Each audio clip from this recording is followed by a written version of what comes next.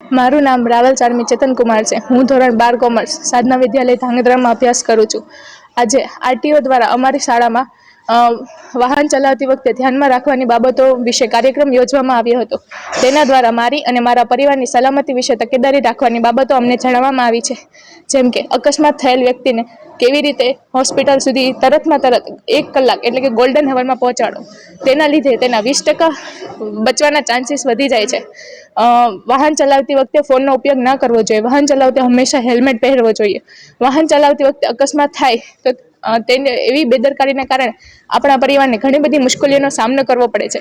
18 વર્ષ કરતાં નાની વયના બાળકોએ વાહન ચલાવવું જોઈએ નહીં. તેમની પૂરી જવાબદારી તેમના માતા પિતાએ રાખવી જોઈએ છે.